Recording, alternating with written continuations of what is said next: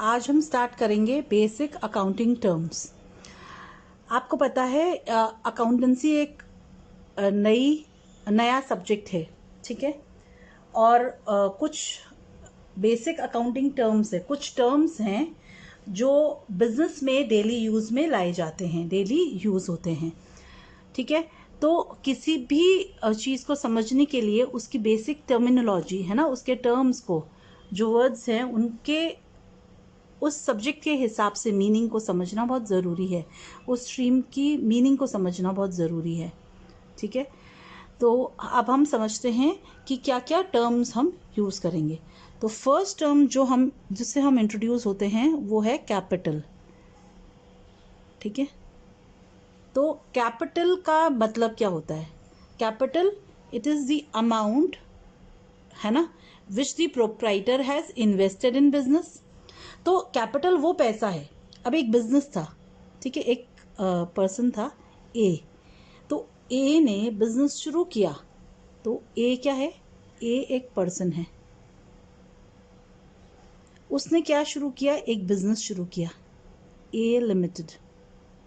उसने क्या शुरू किया? एक बिजनेस। तो बिजनेस, एक पर्सन है, उसने एक बिजनेस शुरू किया। तो ए ने बिजनेस को से 1,00,000 रुपये दिए, ठीक है। काम करने के लिए बिजनेस को ए ने 1,00,000 रुपया दिया। तो ये जो पैसा बिजनेस को ए ने दिया वो क्या कहलाएगा? वो कैपिटल कहलाएगा। वो क्या क्या क्या कहलाएगा? कैपिटल कहलाएगा। तो कैपिटल वो पैसा है जो बिजनेसमैन, ये जो पर्सन है ये क्या हो गया? बिजनेसमैन। तो जो पैसा बिजनेसमैन ने बिजनेस को दिया है, ठीक है, बिजनेसमैन ने किसको दिया? बिजनेस को दिया है। वो पैसा क्या कहलाता है? कैपिटल। तो capital means the amount which the proprietor has invested in the business to start the business or expansion of business। तो किस चीज के लिए दिया है पैसा? यस चिल्ड्रन, क्या क्या चीज के लिए पैसा दिया हो सकता है?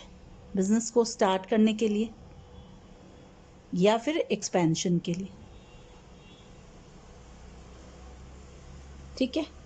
अगर हम बिजनेस मैन के पॉइंट ऑफ व्यू से देख रहे हैं तो ये वो पैसा है जो बिजनेसमैन ने बिजनेस को यानी इन्वेस्ट किया है।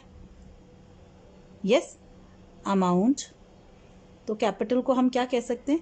It is the amount invested by the businessman, ठीक है, दैट इज ओनर और प्रोप्राइटर इन द बिजनेस। किस किस कारण के लिए हो सकता है? टू स्टार्ट और फॉर एक्सपेंशन, ठीक है। टू स्टार्ट द बिजनेस और एक्सपेंशन ऑफ बिजनेस, ठीक है। अब हम इसको बिजनेस के पॉइंट ऑफ व्यू से समझते हैं। तो बिजनेस के पॉइंट ऑफ व्यू से क्या हुआ? Capital is the amount which the business owes to the businessman।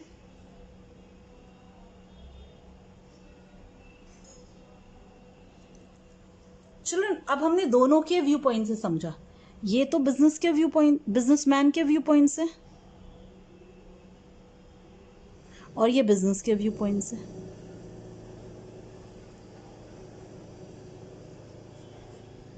तो बिजनेसमैन के व्यू पॉइंट से जो पैसा बिजनेसमैन ने बिजनेस में क्या किया है? इन्वेस्ट किया है ना। किस किस कारण से? स्टार्ट करने के लिए या एक्सपेंशन के लिए। वो क्या है? वो कैपिटल कहलाता है।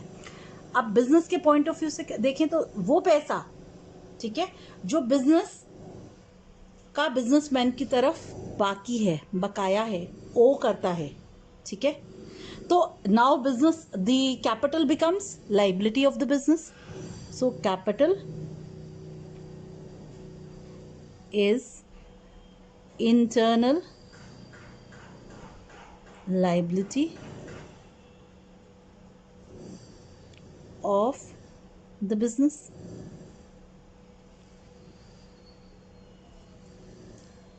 yes, अब मैंने एक नई टर्म यूज की है यहाँ पे लाइबिलिटी, वो भी मैं समझाऊंगी। yes, अब इसका एक मैथमेटिकल फॉर्मूला भी है। क्या है?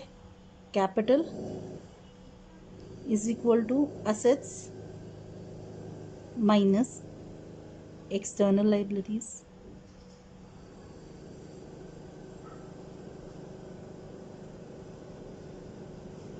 यस चिल्ड्रन, क्लियर है? ये समझ आया है कैपिटल का मतलब हमें?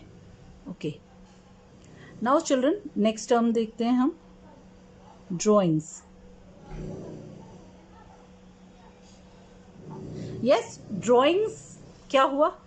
अब हमने ड्राइंग टर्म किया था जब हम ड्राइंग बुक निकालते थे और कुछ बनाते थे, चित्र बनाते थे, पर वो ड्राइंग नहीं है। तो ड्राइंग का मतलब क्या हुआ? It is the amount of money. अब देखें, हम पहले एग्जाम्पल्स समझते हैं, ठीक है। तो ए और ए लिमिटेड, ए बिजनेसमैन है और ए लिमिटेड बिजनेस है। अब ए अपने पर्सनल यूज़ के लिए बिजनेस से, ठीक है, कैश, ठीक है, यानी मनी, सोचो ₹5000 है ना, निकालता है, या फिर कोई गुड्स ले जाता है, यानी कोई सामान ले जाता है, कोई भी तरह का सामान, ठीक है। तो हम उसको मनीज वर्थ कर दें, जिसकी भी कीमत है, मनीज वर्थ, ठीक है। कुछ भी अगर निकालता है, फर्नीचर निकालता है, सोचो कोई मशीन ले जाता है या कोई भी सामान ले जाता है अपने पर्सनल यूज़ के लिए, ठीक है, तो उसको हम क्या कहते हैं? ड्राइंग्स कहते हैं। क्या कहेंगे हम?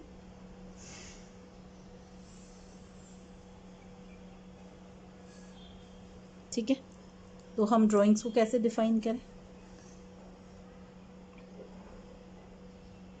It is the amount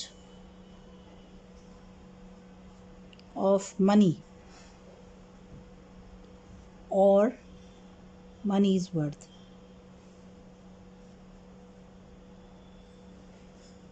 withdrawn, निकालना, ठीक है, बाय द प्रोप्राइटर और बिजनेसमैन, एक ही बात है, for his personal use.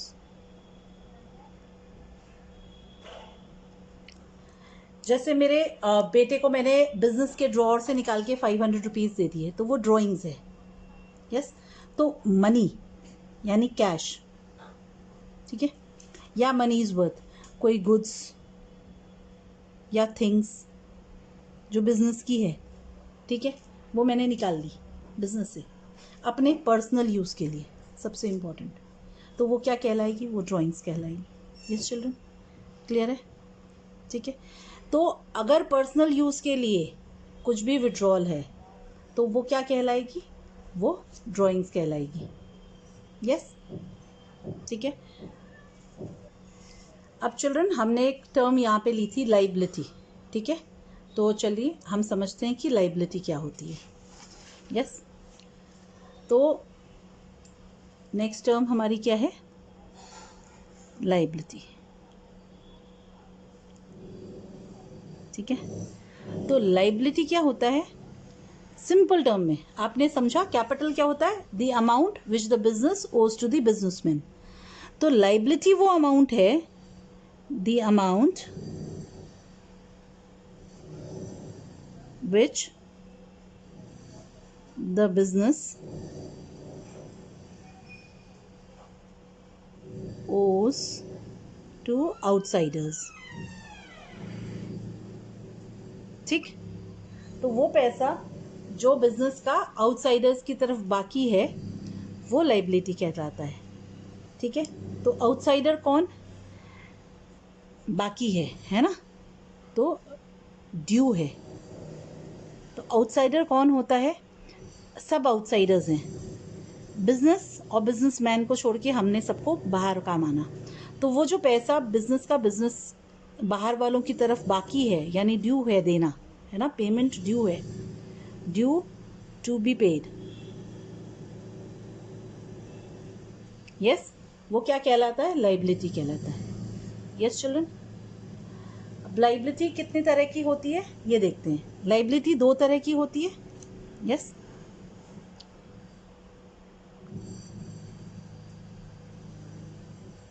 Liabilities, तो लाइबिलिटीज कितने तरह की होती है? यस, लाइबिलिटीज होती है 2 तरह की, इंटरनल और एक्सटर्नल। इंटरनल लाइबिलिटी कौन सी है? कैपिटल। एक ही इंटरनल लाइबिलिटी है, उसको हम क्या कहते हैं? कैपिटल। अब एक्सटर्नल लाइबिलिटी भी 2 तरह की होती है, नॉन करंट और करंट। नॉन करंट लाइबिलिटी का क्या मतलब हुआ? नॉन करंट लाइबिलिटी का मतलब हुआ जो more than 1 year,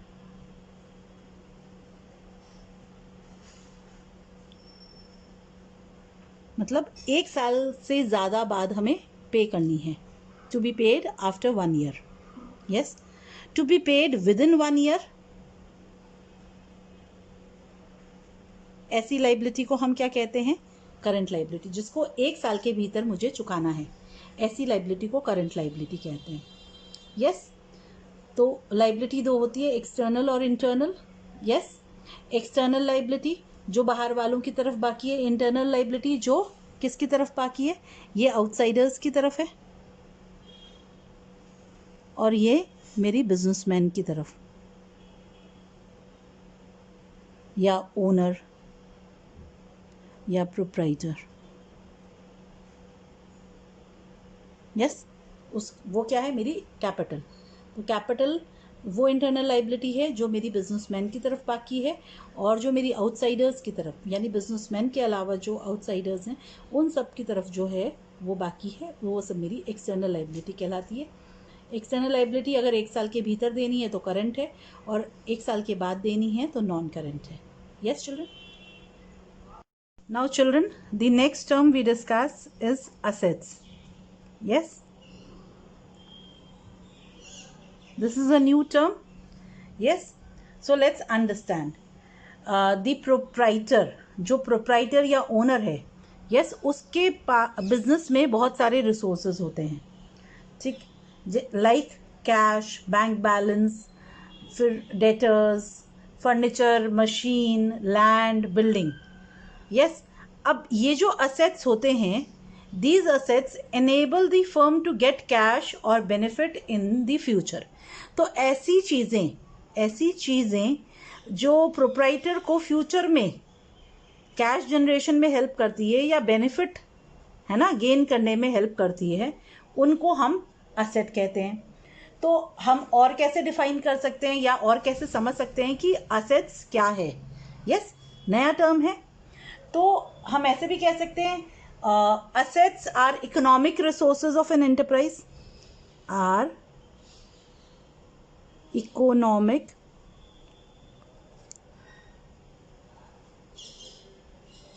resources of an enterprise। ठीक, समझ आया है? तो जो रिसोर्सेज हैं वो कैसे रिसोर्सेज हैं? इकोनॉमिक रिसोर्सेज हैं।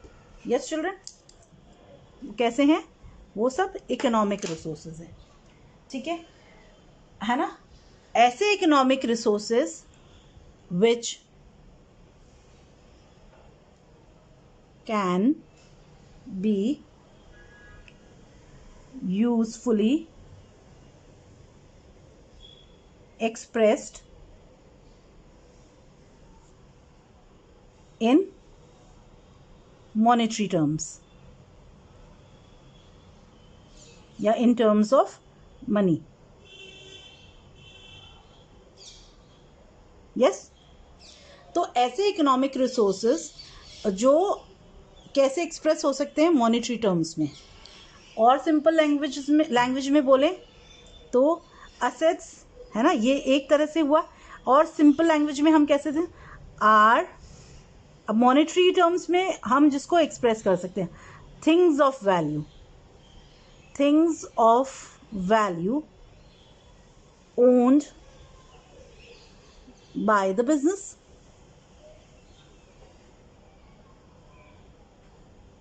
अब देखो, दोनों बातों को जो हमने कहा है वो एक ही बात को दो तरह से कहा, ठीक है। Assets are things of value, yes children, things कैसी चीजें जिसकी वैल्यू है, ऐसे इकोनॉमिक रिसोर्सेस, ऐसे थिंग्स ऑफ वैल्यू। अब क्या है, of an enterprise owned by the business, yes. तो असेट्स आर नथिंग, यस, ऐसी चीजें जिनकी वैल्यू है, वैल्यूएबल नहीं बोला मैंने, वैल्यू यानी कीमत, ऐसी चीजें जिनकी कीमत है, कैसे कीमत है, मॉनेटरी वर्ड, है ना, वैल्यू हमेशा मॉनेटरी टर्म्स में ही होती है, और जिनको बिजनेस क्या करता है, ओन करता है, अंडरस्टूड। तो हमारी यहाँ पे एक मैथमेटिकल इक्वेशन भी बनती है, assets is equal to capital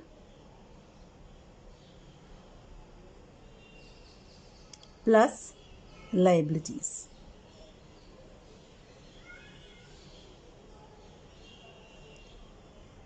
यहां पे कैपिटल का क्या मतलब है, इंटरनल लाइबिलिटी,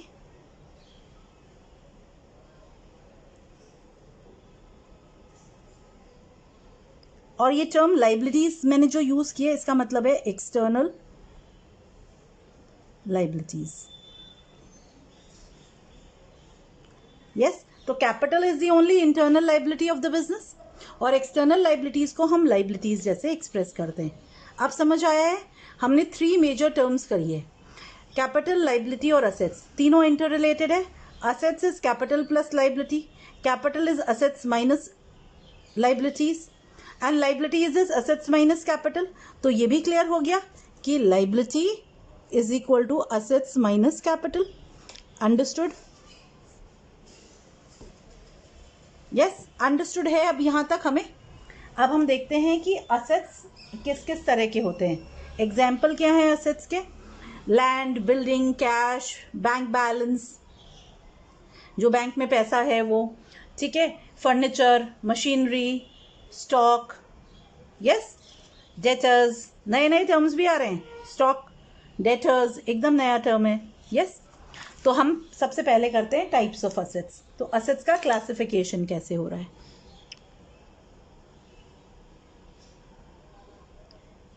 असेट्स बेसिकली या मेजरली हम असेट्स को दो में क्लासिफाई करते हैं, कैसे, non current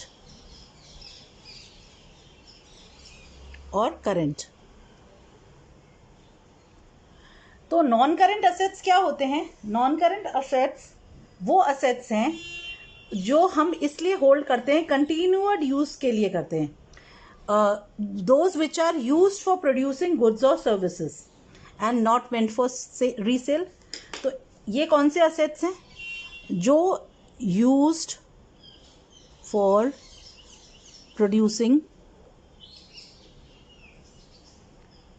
goods and services, ठीक है।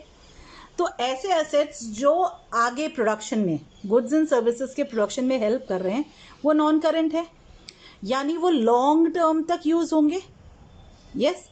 अब करंट असेट्स क्या होते हैं, ऐसे assets which are meant for sale, yes, और to be converted into cash, ठीक है, meant for sale or to be converted into cash within 1 year। तो ऐसे assets which are meant for sale और जो या फिर जो कैश में कन्वर्ट हो जाएंगे 1 साल के भीतर, यस, विद इन 1 year। तो ऐसे एसेट्स को हम क्या कहते हैं? Current assets. एग्जाम्पल देखें, ऐसे एसेट्स का एग्जाम्पल हो गया जैसे स्टॉक, फिर हमारे डेटर्स, उनको हम साल भर में रियलाइज़ कर लेंगे, उनसे कैश ले लेंगे। यस। फिर कोई प्रीपेड एक्सपेंसेस, यानी एडवांस में जो एक्सपेंसेस हमने पे किए उनको भी हम साल भर में इतनी ही पे करते हैं। यस। तो ये सब क्या हुआ? हमारा कैश बैलेंस। ठीक। अब एक और ब्रेक है एसेट का। क्या होते हैं वो? Fictitious assets.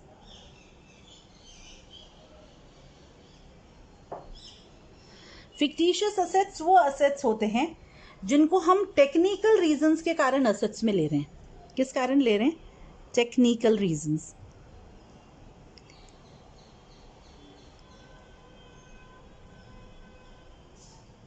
यानी अक्यूमुलेटेड प्रॉफिट्स, लॉसेस, ऐसे जो एसेट्स होते हैं ना, उनको हम फिक्टिशियस एसेट्स कहते हैं। यस चिल्ड्रन, है ना? तो जिनको हम कैश में कन्वर्ट नहीं कर सकते, और ऐसे एसेट्स जिनसे आगे हमें कोई बेनिफिट नहीं मिलने वाला है, यस, उनको हम फिक्टिशियस एसेट्स कहते हैं। जैसे आपका debit balance of profit loss का जो बैलेंस होता है हमारा, ठीक है, अगर उसको हम कैरी कर रहे हैं तो उसको हम फिक्टिशियस एसेट्स के अंडर में लेते हैं। यस चिल्ड्रन, अंडरस्टूड है ये? अब नॉन करंट एसेट्स के भी टाइप्स होते हैं। ठीक है, हम देखें नॉन करंट एसेट्स क्या क्या तरह के होते हैं। Fixed assets,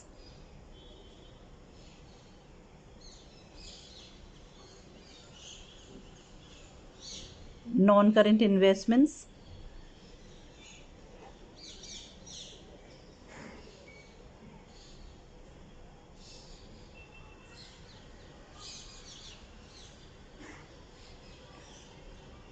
deferred tax assets, net value,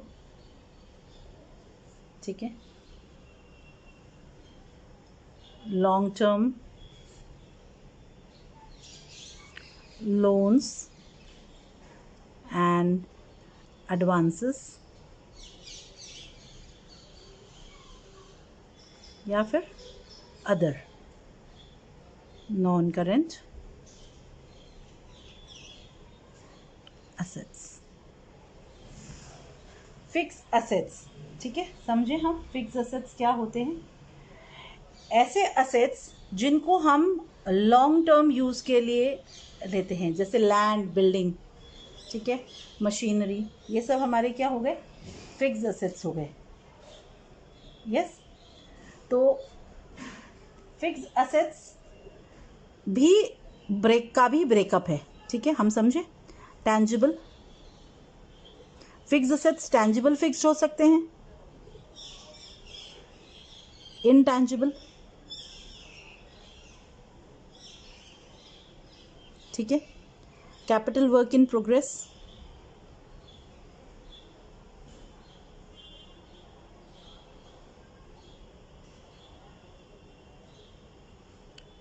and intangible assets under development.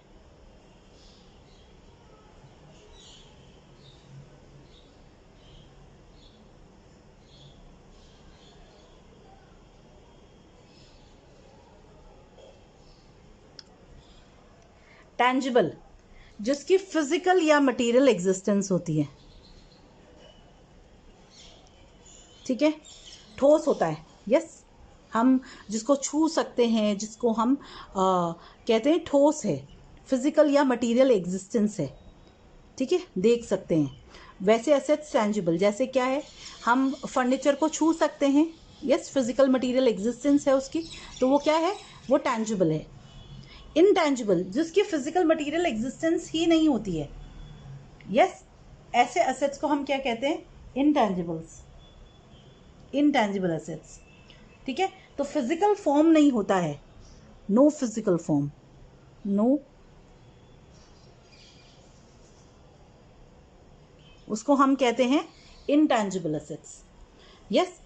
अब सोचो आपकी एक बिल्डिंग आपने बनानी शुरू करी, ईयर एंड हो गया, बिल्डिंग पूरी बनी ही नहीं, तो उसकी फिजिकल या मटेरियल एग्जिस्टेंस तो है बट अभी तक वो कंप्लीट नहीं है, तो वो किसके अंडर में आएगी? कैपिटल वर्क इन प्रोग्रेस कहलाएगी वो। ठीक है। फिर आपने एक सॉफ्टवेयर बनवाया, सॉफ्टवेयर अभी तक पूरा नहीं हुआ। ठीक है। तो सॉफ्टवेयर अगर हमने बनवाया तो वो किसके अंडर आता है? इनटैंजिबल असेट्स के अंडर में आता है। पर अगर सॉफ्टवेयर साल खत्म होने तक, फाइनेंशियल ईयर जो हमारा खत्म होता है, तब तक अगर वो खत्म ही नहीं हुआ, वो रेडी ही नहीं है, तो वो किस में आएगा? इनटैंजिबल असेट्स अंडर डेवलपमेंट के अंडर में आएगा। क्लियर? समझ में आया है? तो fixed assets categorized as tangible, intangible, capital work in progress and intangible assets under development। ठीक है। अब करंट असेट्स देखते हैं हम कि करंट असेट्स के क्या क्या क्लासिफिकेशन है या किस तरह से डिवाइड होते हैं। ठीक है। तो फर्स्ट है current investment,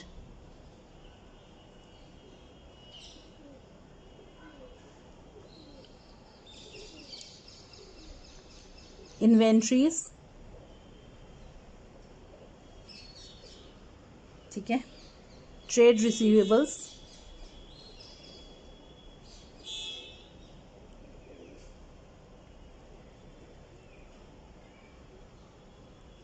cash and cash equivalence,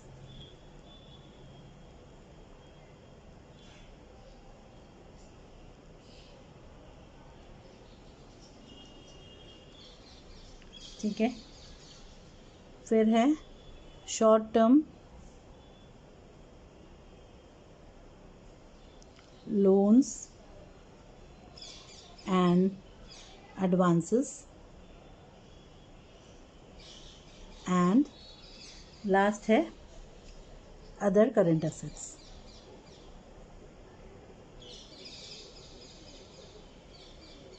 yes children. तो नॉन करंट असेट्स है fixed assets. Fixed assets tangible, intangible, capital work in progress और इनटैंजिबल होते हैं। नॉन करंट असेट्स इन्वेस्टमेंट, जो पैसा हमने इन्वेस्ट किया है यानी हमने बाहर लगाया है कि ताकि वो बढ़ सके, यस, उसको हम इन्वेस्टमेंट कहेंगे। तो नॉन करंट इन्वेस्टमेंट क्या हुआ? नॉन करंट इन्वेस्टमेंट का मतलब हुआ कि ऐसा इन्वेस्टमेंट, यस, या ऐसा पैसा जो हमने बाहर लगाया है लॉन्ग टर्म के लिए, मोर देन 1 ईयर। ठीक है। Deferred tax assets, taxable income और हमारी जो नॉर्मल इनकम होती है उसमें डिफरेंस होता है। अकाउंटिंग इनकम और टैक्सेबल इनकम का जो डिफरेंस होता है, या तो वो टैक्स असेट होता है या लाइबिलिटी होता है। ठीक है। तो अगर असेट है तो वो यहाँ आएगा। Long term loans and advances, loans and advances जो 1 साल से ज़्यादा के लिए हमने दिए हैं, कोई एडवांस दिया आपने किसी एम्प्लॉय को या कोई लोन दिया है तो वो। अदर नॉन करंट असेट्स जो किसी भी कैटेगरी में नहीं आएंगे, ऐसे नॉन करंट असेट्स को हम अदर में डालते हैं। अब करंट इन्वेस्टमेंट क्या हुए? Short term investments. ठीक है। करंट इन्वेस्टमेंट्स यानी जो पैसा हमने कोई एफडी की, फिक्स डिपॉजिट किया 6 महीने का, 8 महीने का, यानी साल भर के भीतर में जो मैच्योर हो जाएगा, जो कैश में कन्वर्ट हो जाएगा with in 1 year. Inventory including stock, finished goods, raw materials. ठीक है। कोई भी आइटम हमने परचेज किया रीसेल के लिए तो वो सब इन्वेंट्री में आता है। ट्रेड रिसीवेबल्स, ट्रेड रिसीवेबल्स का मतलब होता है डेटर्स प्लस बिल्स रिसीवेबल।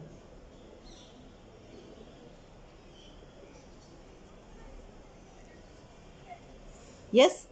तो डेटर्स और बिल्स रिसीवेबल ट्रेड रिसीवेबल्स के अंडर में आते हैं। Cash and cash equivalence, yes, cash, bank balance, checks in hand, तो कैश और कैश के जैसे। Short term loans and advances, कोई भी लोन या एडवांस हमने दिया है साल भर के भीतर का, यस, अप टू 1 ईयर। और जो इस किसी में नहीं आया वो अदर करंट असेट्स में, जैसे प्रीपेड एक्सपेंसेस है ना, एक्सपेंसेस पेड इन एडवांस है, वो सब। Clear children? असेट्स क्या होते हैं हमने समझा था। Assets are things of value owned by the business, यानी वो ऐसे इकोनॉमिक रिसोर्सेज जो एंटरप्राइज के हैं और जिसको हम मॉनेटरी टर्म्स में एक्सप्रेस कर सकते हैं, वो सारे क्या होते हैं? हमारे असेट्स होते हैं। Example land, building, cash, bank balance, yes, debtors, bills receivable, कोई भी एफडी या investment in some other companies shares, yes, ये सब क्लियर है। क्लासिफिकेशन मेजर, नॉन करेंट और करेंट। एक और उसका क्लासिफिकेशन है फिक्टिशियस असेट्स, टेक्निकल रीजंस के कारण कुछ लॉसेस को हम असेट्स में दिखाते हैं, उसको हमने फिक्टिशियस असेट्स कहा। यस चिल्ड्रन, समझ आया है यहाँ तक? चिल्ड्रन नेक्स्ट टर्म जो है वो है हमारी नेक्स्ट और फिफ्थ ना, फिफ्थ टर्म है रिसिप्ट्स। रिसिप्ट्स दो तरह की होती है, कैपिटल रिसिप्ट्स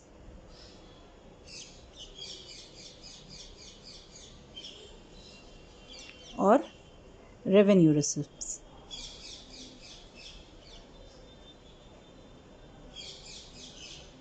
ठीक है, और इसका क्लियर डिस्टिंक्शन होना बहुत ज़्यादा ज़रूरी है। ठीक है, क्योंकि जो रेवेन्यू रिसिप्ट है वो ट्रेडिंग, वो कहाँ दिखाते हैं? Trading and profit and loss account में दिखाते हैं।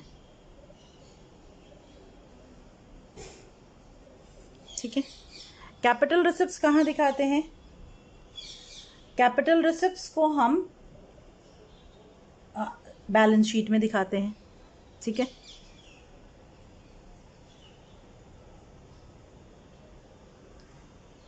फिर रेवेन्यू रिसिप्ट क्या आता है?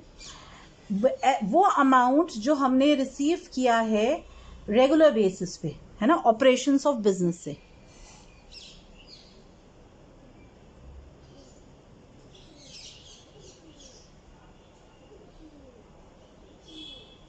अब ऑपरेशंस ऑफ बिजनेस क्या है?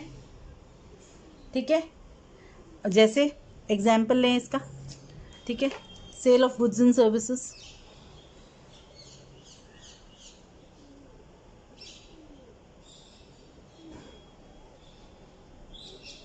ठीक, और कैसे हमने रिसीव किया ऐसा, है ना, कोई रेंट, कोई कमीशन, कोई कमीशंस, है ना, जो हमने रिसीव किए, फिर कोई इंटरेस्ट रिसीव किया।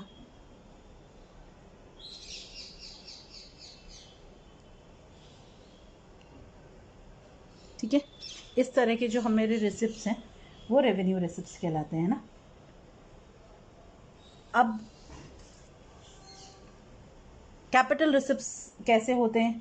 जैसे हमने कोई ये नॉर्मल बिजनेस के उससे नहीं होते हैं, ये होते हैं because of increase in liability. Yes, ये कैसे हो सकते हैं? ये रेगुलर नहीं है, नॉट रेगुलर, है ना, नॉन रिकरिंग ट्रांजैक्शंस होते हैं, नॉन रेगुलर या रिकरिंग, है ना, नेचर का है। ये रेगुलर नेचर का है ट्रांजैक्शन। तो नॉन रेगुलर ट्रांजैक्शंस जैसे एग्जाम्पल क्या है इसका?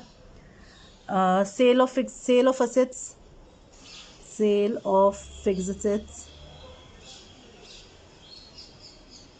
है ना, फिर सेल ऑफ इन्वेस्टमेंट्स,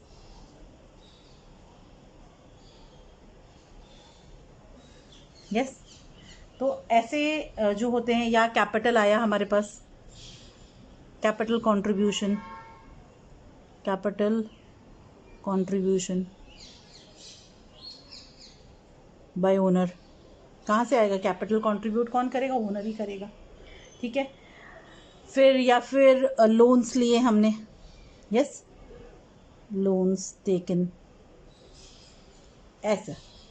तो समझ आया है? तो ऐसा पैसा जो रेगुलर ऑपरेशंस ऑफ बिजनेस से आ रहा है, यानी डे टू डे रनिंग में आ रहा है, वो रेवेन्यू रिसिप्ट है। फिर ये नॉन रेगुलर या नॉन रिकरिंग ट्रांजैक्शन से जो आ रहा है, ठीक है, जैसे कोई फिक्स असेट्स बेच के या इन्वेस्टमेंट्स बेच के जो पैसा आ रहा है वो क्या है? कैपिटल रिसिप्ट है। Clear children? डिस्टिंक्शन इंपॉर्टेंट है इसका। नेक्स्ट देखें हम, क्या है? एक्सपेंडिचर।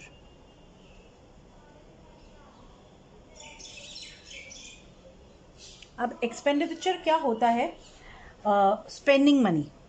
सिंपल वर्ड्स में हम समझे तो एक्सपेंडिचर का मतलब होता है स्पेंडिंग मनी और इनकरिंग अ लाइबिलिटी है, यानी हमने मनी स्पेंड किया किसी बेनिफिट के लिए, ठीक है, कोई सर्विस के लिए या कोई प्रॉपर्टी रिसीव्ड के लिए, है ना, कुछ अक्वायर करने के लिए। तो सिंपलेस्ट लैंग्वेज में spending money for some benefit. Yes, जैसे हमने कोई प्रॉपर्टी एक्वायर की या कोई ऐसा कुछ। ठीक है, तो हम थोड़ा टेक्निकल लैंग्वेज में क्या बोलेंगे, इसको बोलेंगे डिसबर्समेंट ऑफ कैश।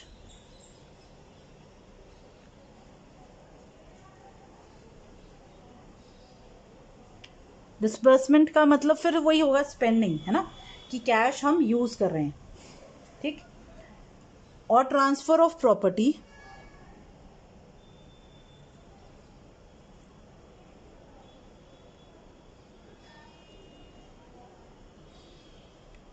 और incurring a liability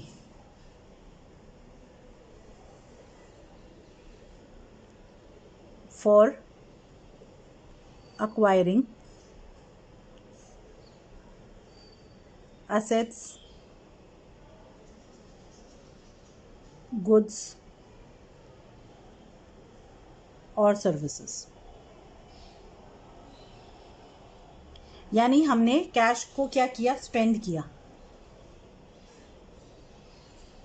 yes, of cash और ट्रांसफर ऑफ प्रॉपर्टी और इनकरिंग अ लाइबिलिटी, यानी हमने अगर उधार में लिया तो आप समझते हैं ना, ट्रांजैक्शंस कैश भी हो सकते हैं, क्रेडिट भी हो सकते हैं, उधार भी हो सकते हैं नगद के साथ।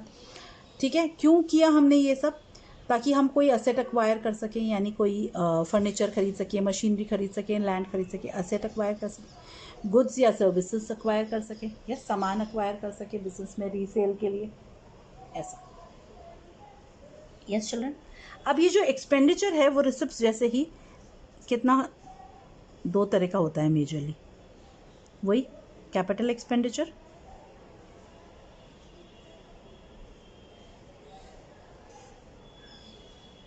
And revenue expenditure.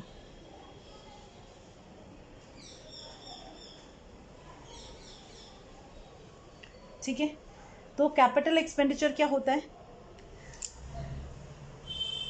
Acquiring assets के लिए, फॉर अक्वायरिंग असेट्स। ठीक है, असेट्स को अक्वायर करने के लिए, यानी नॉन रिकरिंग, वही है नेचर, नॉन रिकरिंग। रोज रोज मशीन खरीदते हैं हम, रोज रोज बिल्डिंग खरीदते हैं, रोज रोज कार खरीदते हैं, नहीं ना, तो नॉन रिकरिंग हो गया, नॉट रेगुलर। जो रोज रोज नहीं होता वो नॉन रिकरिंग होता है। ठीक है, अब रेवेन्यू एक्सपेंडिचर क्या होता है, रेवेन्यू एक्सपेंडिचर होता है कंटिन्यूअस बिजनेस ऑपरेशंस के लिए जो करते हैं।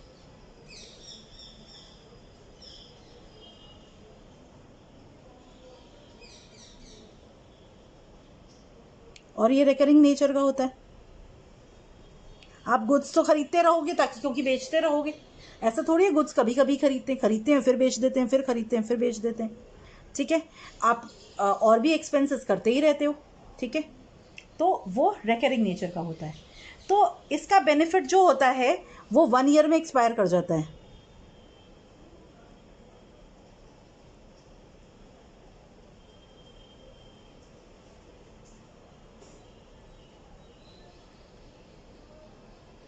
ठीक है, लॉन्ग टर्म बेनिफिट होता है,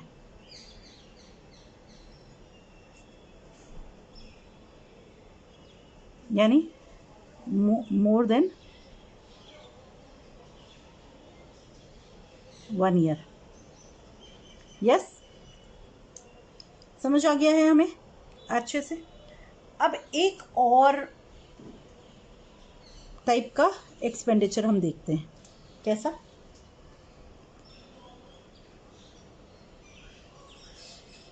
FERRED, deferred, DEFERRED, deferred revenue expenditure.